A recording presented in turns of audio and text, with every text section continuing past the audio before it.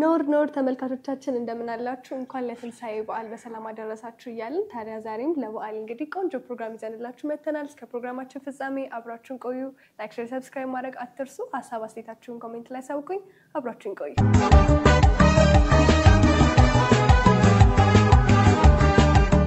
ባታችን እንኳን ደህና መጡ እንኳን ደህና ቆያችሁ እንኳን አደረሰት እንኳን አብሮ አደረሰን እሺ ወደ መጀመሪያው ጥያቄያችን እንለፍና በቅድሚያ አክብረውን ስለመጡ እግዚአብሔር ያክብርልን ከልብ እናመሰግናለን አሜን አብሮ ያክብራል ዛሬ የምናከብረው ትንሳኤ ነውና ትንሳኤ ለምን እንደምናከብር እንጀምር በስመ አብ ወወልድ ወመንፈስ ቅዱስ አሐዱ አምላክ በመላው ዓለም ያላችሁ ኦርቶዶክሳውያን ክርስቲያኖች በሙሉ እንኳንም ለብርሃነ ትንሳኤው አደረሳችሁ እላለሁኝ ትንሳኤ ታላቅ በዓል ነው ከዘጠኙ አበይት በዓላት ዋናው አንዱ ይህ የትንሳኤ በዓል ነው እና በመላው ዓለም ያሉ ኦርቶዶክሳውያን ሁሉ በያሉበት የሚያከብሩት ታላቅ በዓል ነው ምስጢሩም ከባድ ነው ምስጢረ ሥላሴ ከአምስቱ አዕማደ ምስጢር አንዱ ምስጢረ ትንሳኤ የሚባለው ነው ይሄም ትንሳኤ ማለት መነሳት ማለት ነው ግሱ ተንሳኤ ይልና ተነሳ ይላል እና ትንሳኤ ከዚያ ይወጣል ሰው ከፈረሰ ከበሰበሰ በኋላ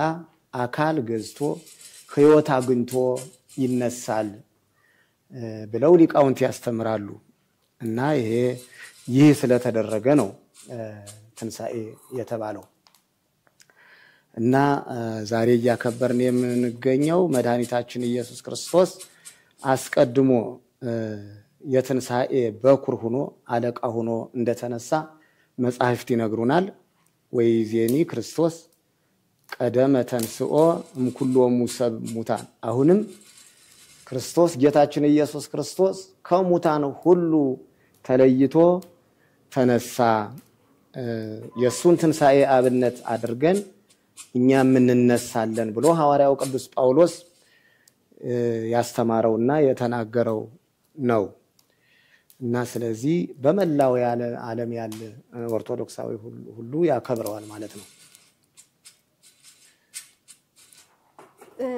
ጾሞችም አሉት አይደለ ትንሳኤን ከማክበራችን በፊት 2 ወር እንጾማለን ስለሱ ጾም ለምንድን ነው የምንጾመው በጾም ጊዜያትም ደግሞ የተሰየሙ ዘወረደ ቅድስት እንዲባሉ እስከ መጨረሻው ድረስ አሉና እነሱ ስያሜያቸው ከምን ይመጣ ነው እሺ እስቲ ስለ ትንሳኤ በድጋሚ ልጨምርበት እንግዲህ ትንሳኤ ማለት እንዴት መጣ እንዴት ተነሳ ቢሉ የመጀመሪያው ሰው አዳም ለባዊ አዋቂ አስተዋይ ሕይወት ያለው ሆኖ ተፈጥሯል ከፍጥረታት በኋላ ነው የፍጥረታት ገዢ አርጎ ፈጥሮ በዕለተ ዓርብ በነግ ነው የፈጠረው ሔዋንንም ከጎኑ በ40ኛው ቀን ፈጠራት ከዚያ በኋላ አክብሮ ከፍጥረታት በላይ አድርጎ በገነት አስቀምጧቸዋል ይሄን ብሉ ይሄንን አትብሉ ብሎ ትእዛዝ ሰጥቶ የሚበሉትን የማይበሉትን ሁሉ እንዲያደርጉ አዘዛቸው ከዚያ ተሳሳቱ በእባብ ምክንያት ከፍጥረታት ሁሉ እባብ በክፋት የታወቀች ነበርችና ሔዋንን መጀመሪያ ወደ አዳም ሄደች አዳም አይሆንም ቢል ወደ ሔዋን ሄዳ ያው በሔዋን ምክንያት ሰይጣን ተፈጠረ ከዚያ ሞት መጣ በትእዛዛቸውን ባለመጠበቃቸው አዳምና ሔዋን እንዲሞቱ በሞተ ስጋ ሞተ ነፍስ በርደተ መቃብር ረደተ ገሃነም ተፈረደባቸው ክብራቸውን አጡ ከዚያ በኋላ አዘነ አዳም ከፍጥረታት ሁሉ በላይ አድርጎ ቢፈጥረኝ የፈጣሪን ትእዛዝ አጎደልሁኝ ፈጣሪን አስቀየምሁ ብሎ 100 ዘመን አዘነ አዳም እና አዳምም አሰበና ብንሳሳት በፈታሂነቱ በፈራጅነቱ የፈረደብን ይቅር ብንለውስ ይቅር አይለንም ሩህሩህ በመሐሪነቱ ይቅር አይለንም ብሎ ያው ንስሐ ገቡ 100 ዘመን አለቀሱ ከዚያ በኋላ ከልጅ ልጁ ተወልዶ እንደሚያድነው ቃል ገባለት። ያንንም የሚድንበትን ምክንያት ብዙ ነቢያትን ብዙ መምህራን ብዙ ካህናት ተናገሩ እንደሚሞትና እንደሚያድነው ሞቱንም መቀበሩንም በመነሳቱ ድል እንደሚያደርገው ብዙ ነቢያት ተናገሩ። እሱ ያነሳሳቸው ነቢያት በዚያ ምክንያት ቀኑ ደረሰ። ጌታችን ኢየሱስ ክርስቶስ ከመቤታችን በተናገረውና በነቢያት ባናገረው ምክንያት ከመቤታችን ተወልዶ እንደ ሕፃናት አድጎ ቀኑ ሲደርስ በዕለተ ዓርብ ተሰቅሎ በምቀኞች ተንገላቶ ሰው ነው መስሏቸው ክፋታቸውን ሁሉ የማያልቅ ተንኮላቸውን ፈጸሙ። አምላክ ነውና ቀኑ ሲደርስ እሱ ሞተ፣ ተቀበረ። ከዚያ በመንፈቀ ሌሊት በዕለተ እሁድ ብርሃነ መለኮቱን ገልጦ ሞትን ድል አድርጎ የአረፍተ ማዕከል የኃጢአት ግድግዳ ያንን ተጋርዶ የነበረ ከሱ ጋር እንዳንገናኝ ያደረገውን ያንን ግድግዳ አሸንፎ ሞትን ድል አድርጎ በመንፈቀ ሌሊት ተነሳ አስቀድሞ ማለት ነው። እና ይሄንን ነው የምናከብረው። እንግዲህ በመጀመሪያው አዳም ሞት መጥቶ ነበረ ይላል ሐዋርያው ቅዱስ ጳውሎስ። በመጀመሪያው ሰው በአዳም ሞት መጣ። በሁለተኛው በዳግማይ አዳም በኢየሱስ ክርስቶስ ደግሞ ትንሣኤ ሙታን ሆነ እና አሁን የመጀመሪያው አዳም ተሳሳተ፣ ሞት መጣብን፣ ሰው ሁሉ እንዲሞት። በመጀመሪያ ሰው እንዳይሞት ሆኖ 1000 ዓመት በዚህ ዓለም በምድር ኑሮ 1000 ዓመት ሲሞላው ከዚያ በኋላ ወደ መንግስተ ሰማያት ነበር የምንተላለፍ የነበረውና ያ በኃጢአታችን ምክንያት ሞት መጣብን። በመጀመሪያው ሰው በአዳም ሞት መጣ። በሁለተኛው ሰው ነው ጌታችን ኢየሱስ ክርስቶስ የኛን ስጋ ከድንግል ማርያም በመወለዱ ሰው ሆኗል። የመጀመሪያው ሰው አዳም የተሳሳተውንና ሞት ያመጣውን ሞት ያን ድል አድርጎ የሁለተኛው ሰው ጌታችን ኢየሱስ ክርስቶስ ሞትን ድል አድርጎ ተነሳ። እንግዲህ ኦርቶዶክሳውያን በሙሉ በክርስቶስ የተፈጠሩ ሁሉ በአርአያው በክርስቶስ መልክ የተፈጠረው ሁሉ የሚነሳበት ትንሣኤ ስለሆነ በዓለም ያሉ ኦርቶዶክሳውያን ሁሉ የምናከብረው የሚያከብሩት ታላቅ ደስታ ስለተበሰረልን ዲያብሎስ ጠላታችን ስለተሸነፈልን እያከበር ነው እንገኛለን እና ለዚህ ያደረሰን አምላካችን ይክበር ይመስገን። ጥያቄ ጾምም እንጾማለን አይደለ? ታዲያ ጾሙ ምን እናስመልክተን ነው የተሰየሙት? እያንዳንዱ ሳምንታት ደግሞ ስያሜ ያላቸውና እነዛ እስከምን የመጡ ነበር? እነዚህ እንግዲህ ጌታችን ኢየሱስ ክርስቶስ እንደተጠመቀ ሳይውል ሳያድር ወደ ገዳመ ቆሮንቶስ ሄዶ ወሰዶ መንፈስ ገዳመ ይላል። ፈቃዱ ወደ ገዳም ማንም ሰው አዝዞት አይደለም። ጌታችን ኢየሱስ ክርስቶስ ወደ ገዳም ሄዶ ጾም የጀመረ ዲያብሎስን ሊያሸንፍ ነው እና በመጾሙም እሱ ሊጠቀምበት አይደለም፣ ለኛ ምሳሌ ሊሆነን ዲያብሎስም ፈትኖት ነበረ። ፈተናዎቹን መልስ በመስጠት ድል አድርጎታል እና ዲያብሎስ የፈተነው በስስት በትዕቢት በፍቅረ ነዋይ ዲያብሎስ ፈትኖታል እና እነዚህን ሁሉ መልስ በመስጠት ድል አድርጎታል። እኛም እንግዲህ ዲያብሎስን የምናሸንፈው በጾምና በጸሎት መሆኑን ምሳሌ ሊሆነን ጌታችን ኢየሱስ ክርስቶስ 40 መዓልት 40 ሌሊት ጾመ ማለት ነው እና የሰው ልጅ ሁሉ ከዲያብሎስ ፈተና ነፃ የሚወጣበት በጾምና በጸሎት መሆኑን ለኛ አራያ ሊሆነን ነው። ይህ አብረው አደግ ዘመድ ያለ ጾምና ያለ ጸሎት አይወገድም ተብሎ በማቴዎስ ወንጌል ተጽፏል እና ምሳሌ ሊሆነን ጌታችን ኢየሱስ ክርስቶስ 40 መዓልት 40 ሌሊት ጾሟል ማለት ነው። እኛም እንግዲህ ሰይጣን ከሚያደርስብን ፈተና ሁሉ የምንድነው ሰይጣንን ድል የምንነሳው በጾምና በጸሎት መሆኑን ሊነግረን ሊያስተምረን ነው እና እነዚህ ትዕቢት፣ ስስት፣ ፍቅረ ነዋይ ዓለምን እያስቸገሩ ያሉት እነዚህ ሶስቱ ነገሮች ናቸው።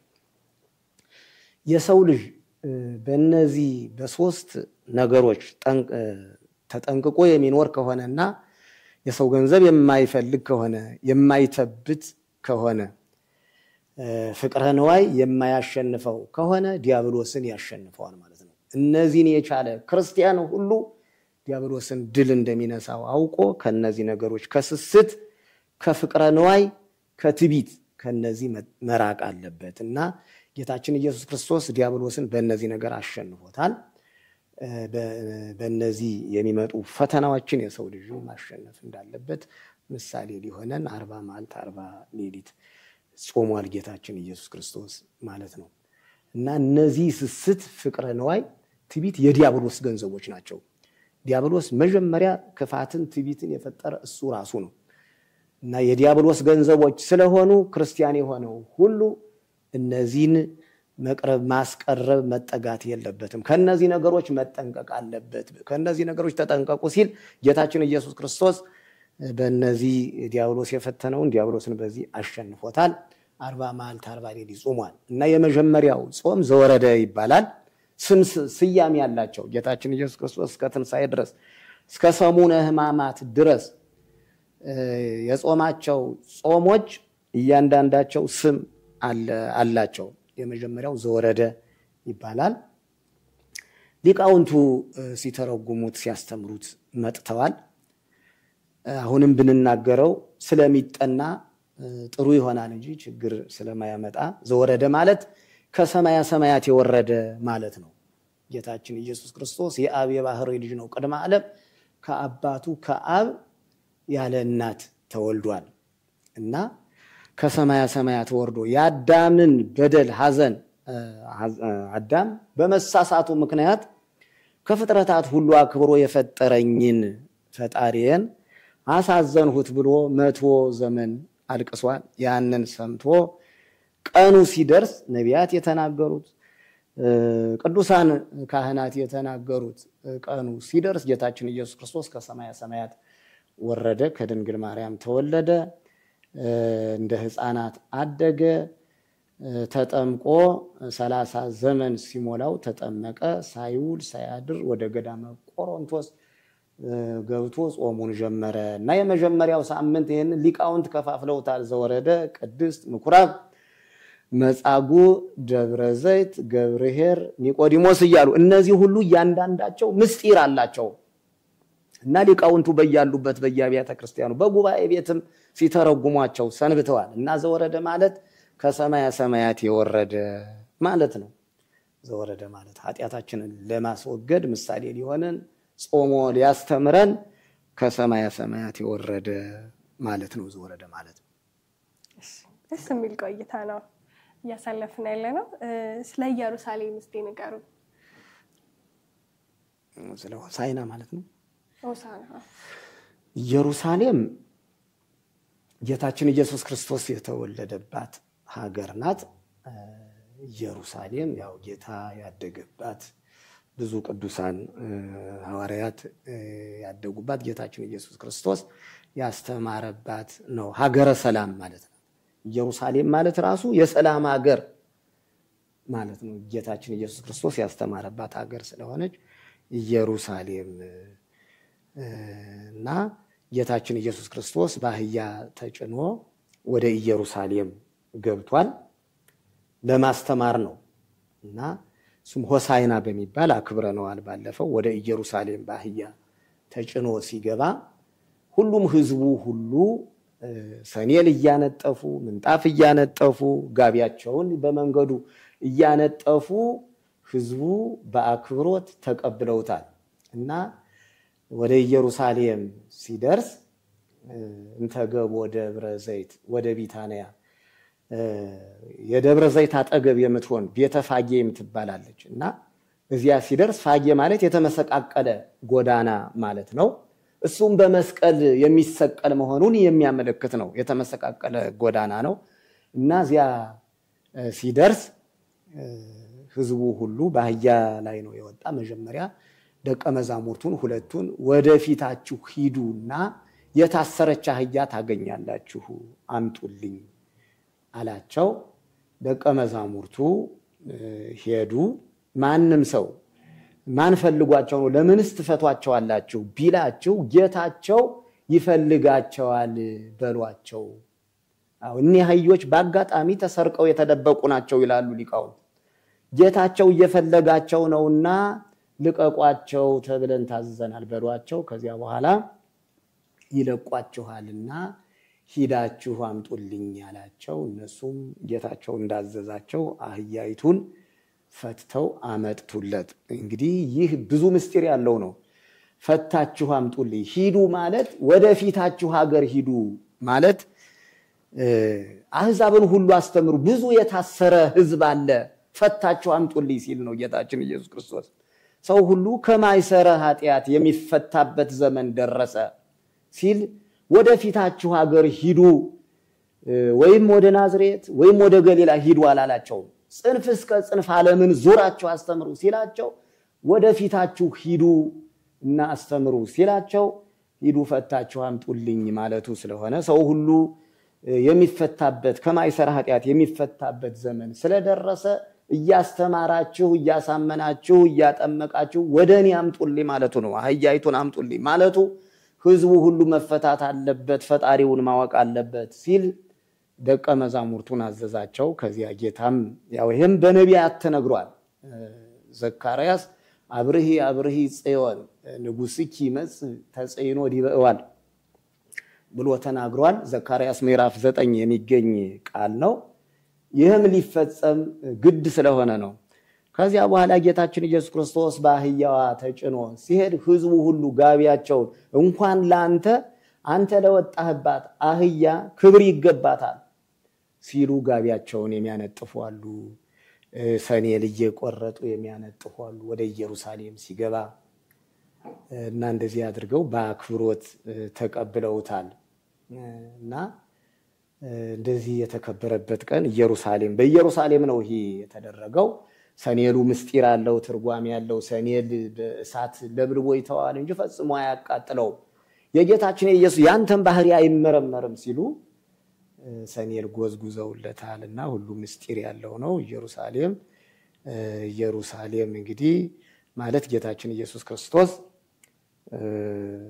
ያው ባህያ ተጭኖ የገባባት ነው ኢየሩሳሌም የደስታሽን ቀን አላወቅሽም ብታውቂ ኑሮ መድኃኒትሽ ሊያድንሽ መጥቶ ነበር ርያለ ሀገር አለ አይቶ አለቀሰ ወበከየ ላይሊሃ ኢየሩሳሌምን አይቶ አለቀሰ ይላል ወንጌሉ ብታውቂ ኑሮ መዳኛሽ ነበር አብዛኛዎቹ ይቀኑ ነበር ያን ጊዜ የተንኮል ስራ ያስቡ ነበር ደስተኞች አልነበሩ አብዛኛዎቹ እና የመዳኛሽ ቀን ደርሶ ነበር ግን አልተጠቀምሽም አላወቅሽበትም ብሎ ለኢየሩሳሌም አለቀሰላት ተብሎ ያው በማቴዎስ ወንጌል ተጽፏል እና ኢየሩሳሌም ማለት ሀገረ ሰላም ማለት ናት ጌታችን ኢየሱስ ክርስቶስ በአህያ መጀመሪያም ያደገባት ነው ከዚያም በአህያ ተጭኖ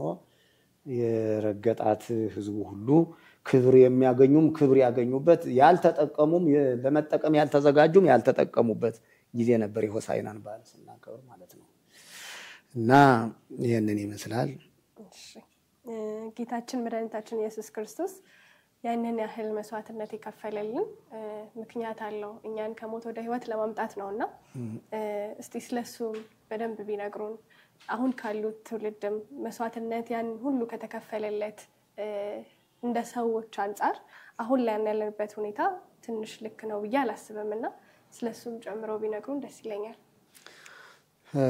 አዎ እንግዲህ ጌታችን ኢየሱስ ክርስቶስ በመልኩ የፈጠረውን ሰው እንዲጠፋ ፈጽሞ የኃጢያት ባሪያ ሆኖ እንዲቀር አልፈለገም ያው እንደተናገሩት በነቢያት መጀመሪያ መከራ እንደሚቀበል ተናገረ እና ጌታችን ኢየሱስ ክርስቶስ ቀኑ ሲደርስ ለሞት የበቃው በመልኩ የፈጠረው ሰው ጠፍቶ እንዲቀር አልፈለገም የኃጢያት ግድግዳን አጥፍቶ ግድግዳ ማለት በሰውና የወዲያኛውን ሰውና በወዲ ገጽ ያለውን የማያሳይ ነው ያ ምንድነው ኃጢያት ነው የሰው በደል ነው እና ያንን አፈርሶ ከራሱ ጋራ የሰው ልጅ ሞቶ ያው አሁን ማንንም ሰው ለሰው ብሎ አንድ ሰው ወደሃለው ቢል ከራሱ አብልጦ የሚወድ ሰው ማንንም አይኖርም እርሱ ግን ህይወቱን ጨርሶ አጥፍቶ ሞቶ ነው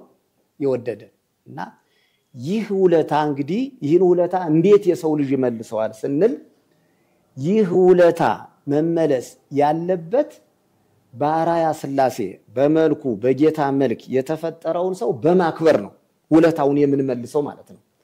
አዎ በመጽሐፍ እንደተጻፈ ጓደኛውን አብሮት የሚኖረውን ሰው የማይወድ ሰው ጌታውን የፈጠረውን ከመኖር ወደ አለመኖር የፈጠረውን ሰው አይወደውም ማለት ነው። ወዘ እያፈቅር ቢጾ እያፈቅር ወደ እግዚአብሔር ይላል።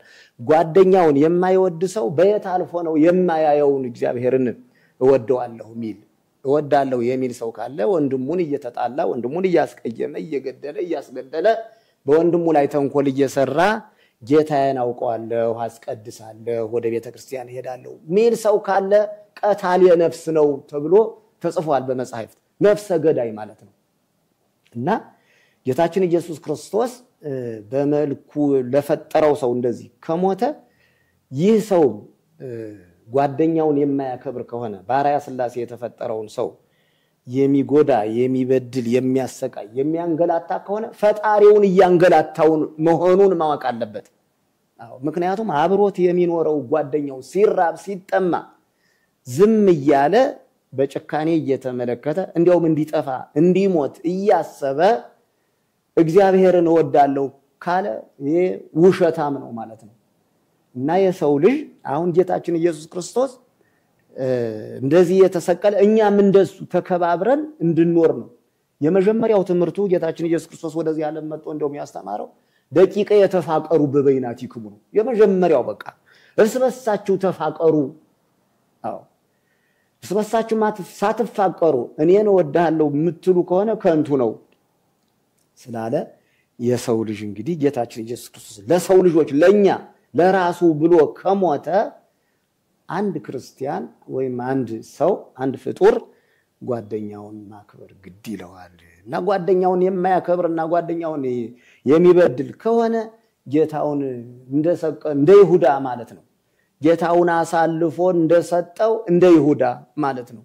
ይሁዳ ብዙ ስራ ተሰርቶለታል፣ ብዙ ውለታ ተውሎለታል። ወንጀለኛ ነበረ፣ ኃጢአት ሰርቶ ነበር እና ወደ ጌታው ቀረበ። ጌታ ንስሐውን ይቅር አለው። ከ12ቱ ሐዋርያት ነው የቆጠረው፣ ስልጣን ሰጠው።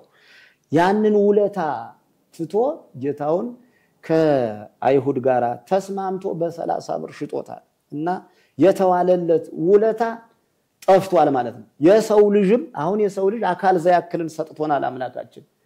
አዎ የሚዳስስ እጅ የእግር አለን አይን አለን ሙሉ በሙሉ ሳያዳላ ለሁሉም ማለት ነው። ጌታችን ኢየሱስ ክርስቶስ አያዳላ።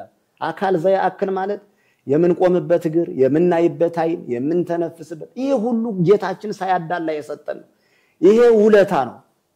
እና ይሄንን ውለታ ትቶ በአራያ ሥላሴ የተፈጠሩን በእግዚአብሔር መልክ የተፈጠረውን ሰው የሚያሰቃይ የሚያንገላታ ስልጣን አለኝ ብሎ ሀብት አለኝ ብሎ የሚያንገላታ ካለ ልክ እንደ ይሁዳ አሳልፎ እንደሰጠው ጌታውን አሳልፎ እንደሰጠው ውለታውን ትቶ ረስቶ ጌታውን አሳልፎ እንደሰጠው ይቆጠራል ማለት ነው።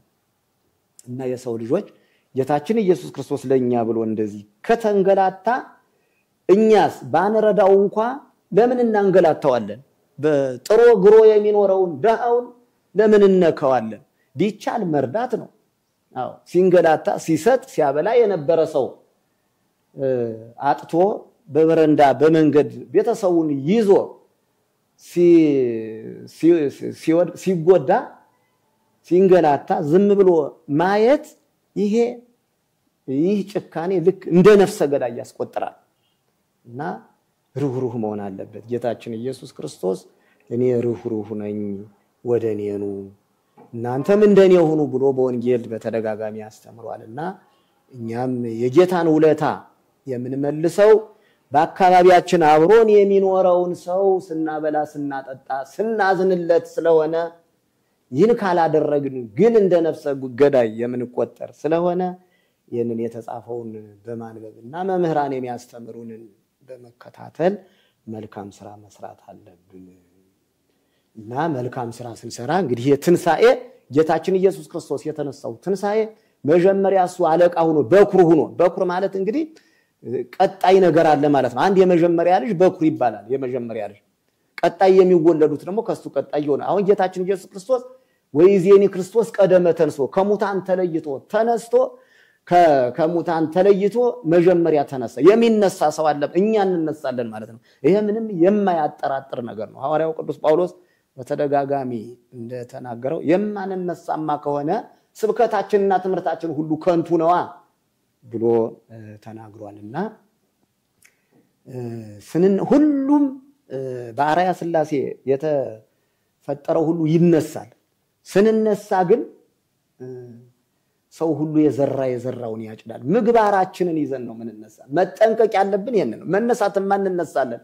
የት ነው ግን የምንቀመጠው የሚለውን መያዝ መገንዘብ አለበት ክርስቲያኑ ሁሉ። ቦታችን የተለየ ነው። መነሳት ሁሉ ትንሣኤ ዘለደይን አለ፣ ዘለ ሕይወት አለ። አዎ ጌታችን ኢየሱስ ክርስቶስ ቦታ ይሰጠናል። መልካም ሲሰሩ የኖሩትን ጓደኞቻቸውን ሲያከብሩ፣ ለድሆች ሲያበሉ፣ ቤተክርስቲያን ሲያሰሩ የነበሩትን የታሰረ ሲያስፈቱ፣ የተራበ ሲያበሉ፣ የተጠማ ሲያጠጡ፣ የተራቆተ ሲያለብሱ የነበሩትን ጌታችን ኢየሱስ ክርስቶስ ብታሰር አስፈትታችሁኛል፣ ጠይቃችሁኛል፣ ብራዝ አልብሳችሁኛል፣ ብራብ አብልታችሁኛል፣ ብጠማ አጠጥታችሁኛል እና እናንተ የናንተ ቦታ ይሄ ነው፣ ዓለም ከመፈጠሩ በፊት የተዘጋጀላችሁ ቦታ አለ ብሎ መልካም ሲሰሩ በዚህ ዓለም ጨካኞች ሳይሆኑ የሰው ሀብት ሳይዘርፉ ቋንጃ ሳይቆርጡ ለኖሩት የተዘጋጀ ቦታ አለ። ጌታቸው ኢየሱስ ክርስቶስ በመንግስቱ ሲመጣ በክብር ይቀመጣሉ ማለት ነውና የሰው ልጅ ይሄንን ማሰብ አለበት። ጌታችን ኢየሱስ ክርስቶስ ለኛ ብሎ እንዲከተንገላታ እኛስ በአርአያ ሥላሴ በእግዚአብሔር መልክ የተፈጠረውን ሰው ምክንያት እያገኘን ለምን እናሳድደዋለን? ትንሽ ምክንያት እያገኘን ነገ የሚያልፍ ስልጣን ሊኖረን ይችላል። ነገ ያልፋል። ሁሉም ኃላፊ ነው። ንብረቱኒ ኃላፊ፣ ፍትወቱኒ ኃላፊ፣ ሁሉም ኃላፊ ነውና ይህንን ተገንዝበን በኋላ ትንሣኤ ዘለ ክብር ተነስተን ከጌታችን ከኢየሱስ ክርስቶስ ጋር በክብር እንድንቀመጥ በዚህች በኃላፊዋ ምድር ሳለን መልካም ስራ መስራት ግድ ይለናል። የተወደዳችሁ የክርስቶስ ቤተሰቦች፣ ስለዚህ የመስቀሉን ዋጋ ምን ከፍለው ጓደኞቻችንን ቤተሰቦቻችንን በማክበርና በመውደድ ነው ማለት ነው። በጣም ጥሩ ትምህርት ነው እየተማረን ያለ ነው። እስቲ ስለ ሰሞነ ሕማማት ንገሩን። ቅድም ስለ ጾሙ ዘወረደን ተናግር ያለሁኝ ቅድስትም የሚል ስያሜ አለ። ቅድስት ማለት ጌታችን ኢየሱስ ክርስቶስ ፍጥረታትን ፈጥሮ ያረፈባት ናት። ሰንበቴ ቅድስቴ እንተ አዕረፍኩም ኩሉ ግብሬ፣ እቺ ሰንበት እኔ ያከበርኋት ናትና እናንተም ረፉባት መልካም ስራ በመስራት ብሎ በዚያ የተሰየመ ነውና ዓርብ የሰው ልጅ ፈጠረ፣ ቅዳሜ አርፎ ዋለ። ደክሞት አይደለም እና ለኛ ምሳሌ እንዲሆን እኛም እንድናርፍ ነው። ወአዕረፈ እግዚእነም ኩሉ ዘኀዘ ይግበር፣ ስራውን ሁሉ ጨርሶ ያረፈባት ስለሆነች የምትከበር ስለሆነ በዚያ የተሰየመ ነው። ሁለተኛው ከዚያ ሌላው ምኩራብ ይባላል። ወደ አዳራሽ ገብቶ ቤቴ የጸሎት ቤት ነው እንጂ የወንበዴዎች ዋሻ አይደለም ብሎ በቤተ ክርስቲያኑ ዙሪያ የሚሸጡ የሚለውጡ ነጋዴዎች ነበሩ። እነዚያን በምኩራብ የገባበት ስለሆነ ገብቶ የጸሎት ቤት ይባላል እንጂ የነጋዴዎች ቤት አይደለም ብሎ ለዋጮቹን ያባረረበት ነው። ሌላው ደግሞ ቀጥሎ ያለው መጻጉዕ ይባላል። እሱም የራሱ ታሪክ አለው። በሽተኛ ነበረ። 38 ዓመት በደዌ ቁራኛ ተይዞ ነበረ። ያንን የፈወሰበት ስለሆነ መጻጉዕ ይባላል። ሰኞ ማክሰኞ የራሳቸው ምስጢር አላቸው። ምእመናኑ ሁሉ እንግዲህ ይህንን ያው ከአያት ከቅማታቸው ሲወርድ ሲዋረድ የመጣውን ይዘው ያው የሚሰግዱበት የጌታችን ነገረ ሕማሙ የሚነገርበት የጌታችን ሞት የሚነገርበት ጌታችን ያስተማረበት ያው መሞቻው እየደረሰ ስለሆነ የብሉይ ኪዳን መጻሕፍት የሚነበብበት ነው። ሰኞ ማክሰኞም ያው የራሱ ትምህርት አለው። ሮብ ደግሞ ለመስቀል የተስማሙበት ይሁዳም አሳልፎ እንደሚሰጠው የተስማማበት ከአይሁድ ጋር ነው። እነሱም ለመስቀል የተዘጋጁበት ነው። ጸሎተ ሐሙስም ስርዓተ ኦሪትን መስዋዕተ ኦሪትን የሻረበት ነገ በዕለተ ዓርብ የምሰጠው የሚቆረሰው ስጋዬ የሚፈሰው ደሜ ይሄ ነው ብሎ ከስምዖን ቤት ገብቶ ሐዋርያትን ሰብስቦ 12ቱ ሐዋርያትን ህብስቱን ፈትቶ የሰጠበት ወይኑን ባርኮ ወደ ራሱ ደም ቀይሮ የሰጠበት ነው። ነገ ለናንተ ለዓለሙ ሁሉ የሚፈተተው ስጋዬ ይሄ ነው የሚፈሰው ደሜ ይሄ ነው ብሎ ለሐዋርያት የሰጠበት ነው። መስዋዕተ ኦሪት ያከተመበት እና መስዋዕተ ሐዲስ የራሱ ስጋ የሚተካ መሆኑን ያስተማረበት ነው። በዚህ ጊዜም ትህትናን ለዓለም አስተምሯል። አዎ የሐዋርያትን እግር አጥቧል። እናንተም እንደዚህ አድርጉ ብሎ ትህትናን ለዓለም ልጆች ያስተማረበት ነው። እንዲሁም ቅዱስ ጴጥሮስ እንዴት ይሄ ይሆናል? ደቀ መዝሙር የመምህሩን እግር ያጥባል እንጂ መምህር የደቀ መዝሙሩን እግር እንዴት ያጥባል ብሎ ብዙ ተከራከረ። ከዚያ በኋላ እንደማይሆን ነገረው። ይህ ካልሆነ አንተ ከኔ ጋር ክፍል የለህም ብሎ አስተማረው። አሁን ግን አታስተውለውም፣ ይህንን እኔ የማደርገውን እየቆየህ ግን ታስተውለዋለህ፣ ለዓለም ሁሉ ትምህርት ሆኖ የሚሰጥ ነው ብሎ ለዓለም ትህትናን ያስተማረበት ነው። ሁሉም እንግዲህ ለእያንዳንዱ ክርስቲያን ለሁላችንም ትምህርት ሰጪ ስለሆነ ይሄንን ከመጽሐፍ ቅዱስም ከመምህራንም በመማር የሰው ልጅ ክርስቲያን የሆነው ሁሉ ይሄንን ሊጠቀምበት ይገባል። እንዴት ጌታ ራሱ ፈጣሪ ሲሆን መምህር ሲሆን እንዴት የደቀ መዛሙርቱን እግር አጠበ የሚለውን በመገንዘብ እኔስ ማን ነኝ ማለት አለብን። አዎ ሰው ሁሉ እያለቀ ያለው እኮ ሁሉም ትዕቢተኛ ሆነ እና ይሄ ትዕቢት የዲያብሎስ ስራ ስለሆነ አሁንም የሚያካሄዱት የዲያብሎስ የግብር ልጆች ስለሆኑ ከዚህ መጠንቀቅ አለበት የሰው ልጅ።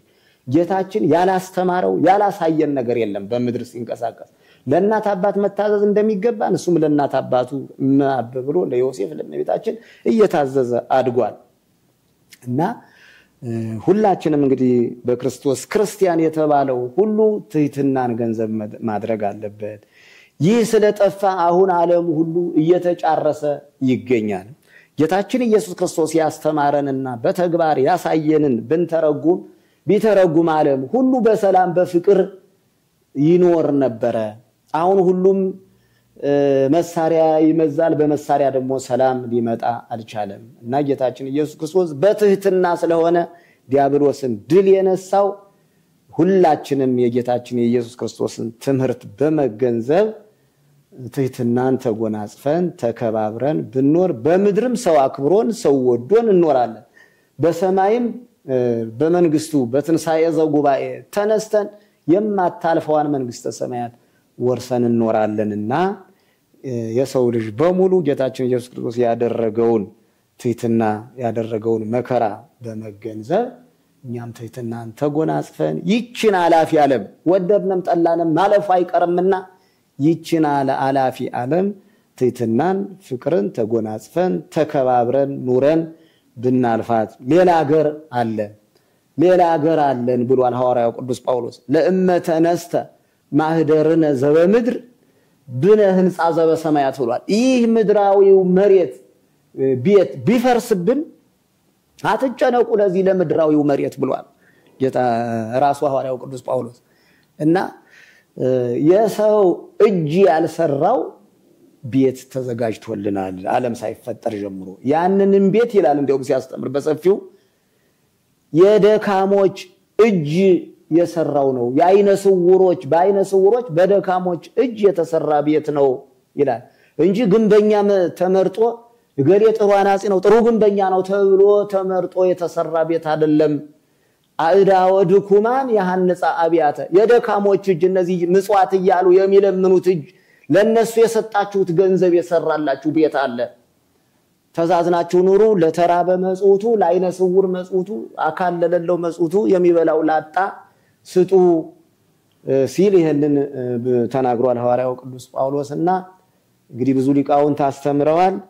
ስለዚህ ሕማማቱም ያው ነገረ ሞቱን የምናስብበት ጌታችን ኢየሱስ ክርስቶስ ለኛ ብሎ መንገላታቱን የምናስብበት ነውና በመላው ዓለም ያሉ ክርስቲያኖች ሁሉ ይሄንን በሚገባ ያከብሩታል። ምክንያቱም ከላይ ከአያት ከቀማታቸው የወረሱት ስለሆነ ይሄንን አክብረው ትንሳኤውን ደግሞ ጌታችን ኢየሱስ ክርስቶስ የተነሳበት እኛም ተነስተን ዋጋ ክብር በክብር የምንቀመጥበት ስለሆነ ይሄንን እያከበርን እንገኛለንና ለዚህ ያደረሰን አምላካችን ይክበር ይመስገን። አሜን። የብዙ ወጣቶች ጥያቄ የሆነው በሕማማት ወቅት መጨባበጥ፣ መተቃቀፍ፣ መሳሰም አይቻልም ተብሎ ቤተክርስቲያናችን ታስተምራለችና የሱስ ምክንያት ምንድነው? ይሄ ያው እንግዲህ ዲያብሎስ የይሁዳ ተንኮል ስራ እንዳንሰራው ነው፣ ትምህርት እንዲሆን ነው። ይሁዳ ጌታችን ኢየሱስ ክርስቶስን አያውቁትም ነበር አይሁድ። እንግዲህ መልኩ ዮሐንስ ወንጌላዊውንም ይመስላል ይሉታል።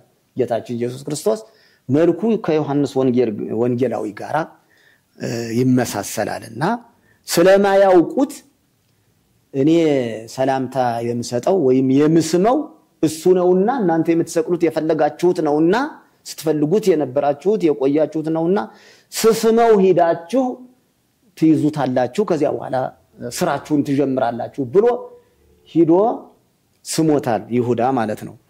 እና በዚያ ምክንያት ጌታችን ኢየሱስ ክርስቶስን ስላስያዘው ይሄ ምሳሌነቱ የተንኮለኛ ሰዎች አሁን ተንኮለኛ ሰዎች ባፋቸው ሰውን ይሸነግላሉ፣ በልቡናቸው ግን በከናፍሪሆሙ ብዙሃ ያአምኑኒ ወበልቦሙሰ ብዙሃ ይርህቁኒ ብሏል ነብዩ ኢሳይያስ። በከንፈራቸው ያመሰግኑኛል የወደዱኝ ይመስላሉ፣ በልቡናቸው ግን ከኔ የራቁ ናቸው ብሎ በተነገረው መሰረት እንደዚህ አይነት ክፉ ሰዎች ስላሉ ለነሱ ትምህርት እንዲሆን ከክፉ ሰዎች ራቁ ለማለት የክፋት ምሳሌ ስለሆነ ያ እንዳይረሳ ትምህርት እንዲሆን በዚህ ምክንያት ሰላምታ ተሰጣጡ ይባላል።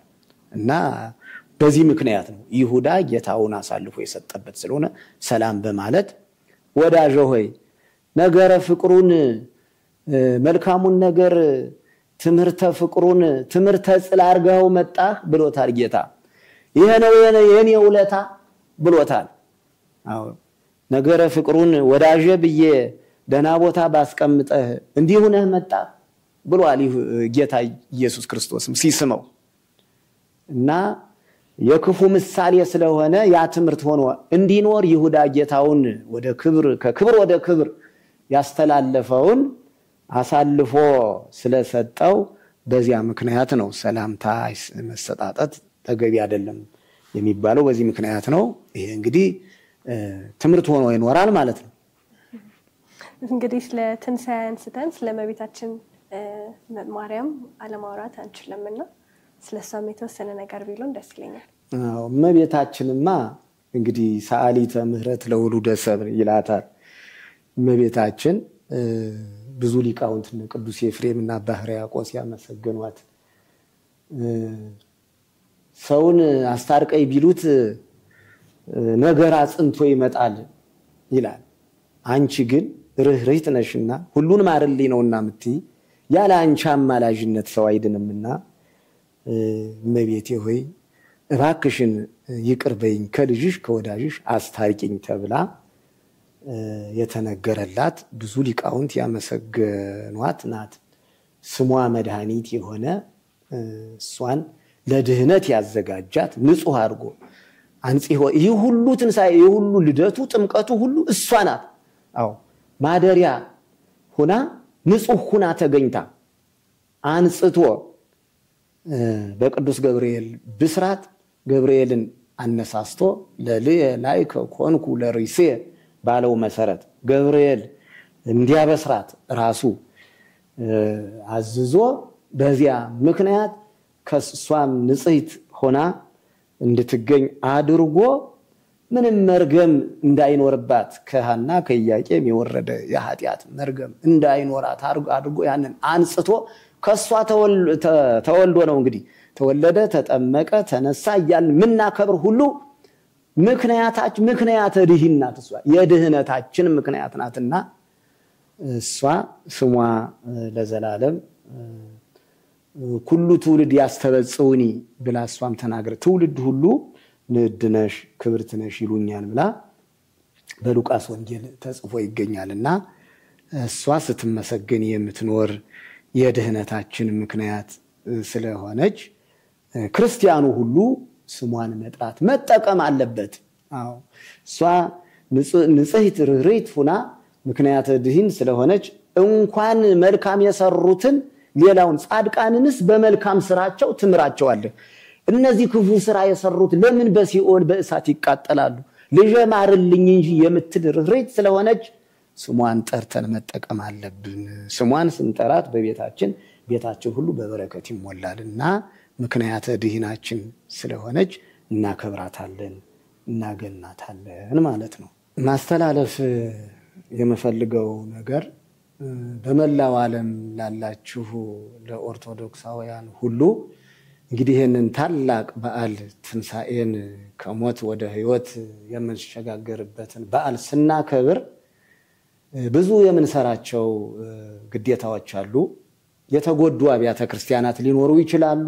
መልካም ስራ መስራት ስለሆነ ቤተክርስቲያን ማለት ደግሞ እኛ ራሳችን ቤተክርስቲያን ስለሆን ቅዳሴ ማስቀደሻ ያጡ ዘቢብ ጧፍ የሌላቸው በገጠር ያሉ አብያተ ክርስቲያናት ለአገልጋዮች የሚከፍሉት ደሞዝ የሌላቸው ደግሞ ቤተክርስቲያን ደግሞ ያለ አገልጋይ ሰራተኛ ከሌላት ቤተክርስቲያን መባሏ አስቸጋሪ ነው የሚሆን። አገልጋይ ሲኖር ነው ሰው ሰውን ያከብረዋል፣ ሰው ቦታን ያከብራል ይላልና ቤተክርስቲያኖች ሁሉ ቤተክርስቲያን ሊባሉ የሚችሉት አገልጋይ መምህራን፣ ካህናት፣ ዲያቆናት ሲኖሩ ነውና እንግዲህ ይሄን ዘመነ ትንሣኤን ስናከብር እየተነጋገርን እየተወያየን የተጎዱ አብያተ ክርስቲያኖች እነማን አሉ እያልን እያሰብን የተራበስ ማን አለ ከሰፈራችን ሲሰጥ ሲያበላ የነበረ ዛሬስ ምን ላይ ደርሷል እያልን እየተወያየን